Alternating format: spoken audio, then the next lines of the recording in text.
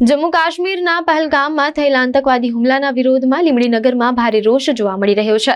લીંબડીનગરમાં આતંકવાદીઓનું પૂતળું બાળીને વિરોધ કરાયો હતો, જ્યારે લીંબડીનગરના હિન્દુ સમાજ દ્વારા મૃતકોને શ્રદ્ધાંજલિ અર્પણ કરાઈ હતી અને મોટી સંખ્યામાં લીંબડીનગરના હિન્દુ સમાજના લોકો ઉપસ્થિત રહ્યા હતા।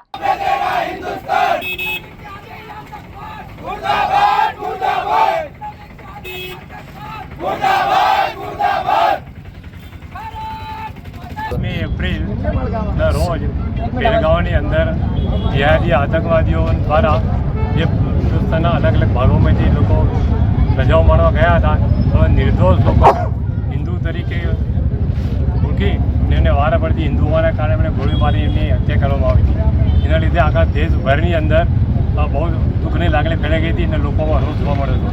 એના અનુસંધાનમાં આજે લીંબડી ગામમાં ઝાલોદ તાલુકાના લીંબડી ગામની અંદર આજે સાંજે સુભાષ ચોક ઉપર 26 શહીદ લોકો થયા હતા આપણા હિન્દુ ભાઈઓ, એમના ફોટા મૂકી અને 26 દીવાઓ સળગાવી અને તેમને શ્રદ્ધાંજલિ આપવામાં આવી હતી।